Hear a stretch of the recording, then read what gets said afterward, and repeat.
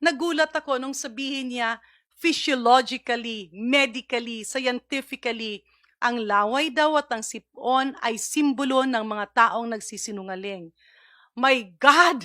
That's a big lie! Nung Monday po nag-viral after ng statement, opening statement ni Congressman Jervy Luistro yung mga meme na may laway and the next day yung may mga tumulong sipon. As a doctor, ma'am, can you explain to us yung mga medical explanation regarding that? Thank you po. Unang-una, again, ikinagugulat ko, bakit ba tayo pumupunta sa ganung kababa ng discourse? Walang tao ang walang laway. Saliva is part of a normal person. At kapag medyo nadidehydrate ka, or ikaw ay umiinom ng maintenance medications, kaakibat nito ay talagang medyo nagkakaroon ng dryness. At kasama dyan yung saliva. Normal ba ito? Yes.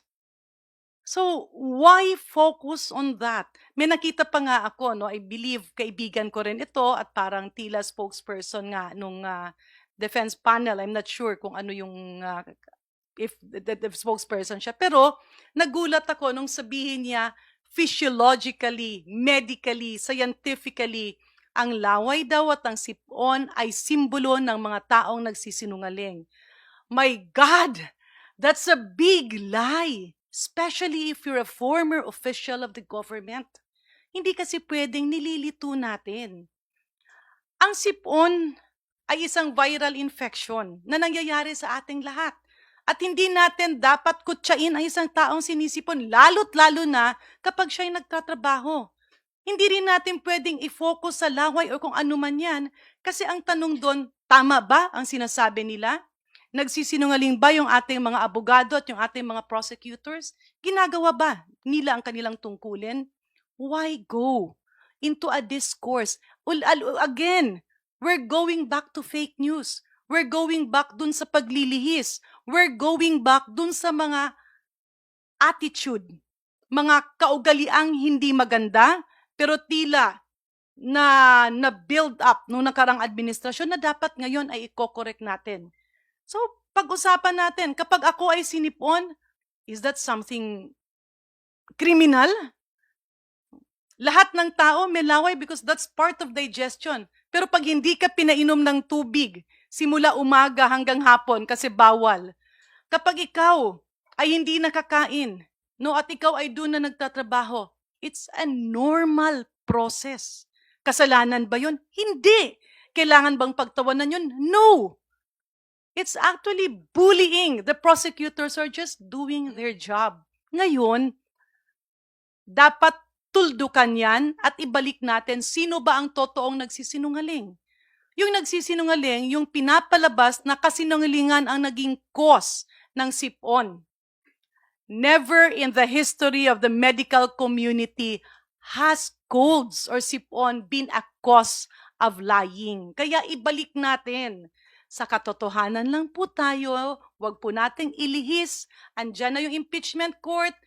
Ipagpatuloy, tuldukan at sagutin ang mga dapat sagutin. Wag ilihis. Let us avoid personal attacks. Let us focus on the issue at hand. At pasensya na po doon sa aking kaibigang nagsalita niyan. It is an insult to us doctors to say that sipon and having saliva are symptoms of lying. In the video kasi it mentioned a former DOE official, DOE Undersecretary, who happens to be speaking in behalf of the defense panel. Yun ang nakalagay na, ang tawag ng title. I think Congressman Joel would. Well, unang-una, no, gusto ko lang ipaliwanag sa inyo na yung magsalita ka po at humarap sa impeachment court, whether sa prosecution or sa defense, eh hindi naman din po ganun kadali. Siyempre, lahat naman po kami, tao rin, at nandoon din yung stress, nandoon din po yung tension.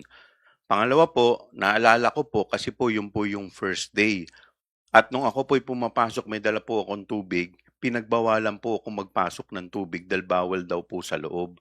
Kaya ang ginawa ko po sa labas, ininom ko hindi po ako nakapasok na may bitbit po ako ng tubig.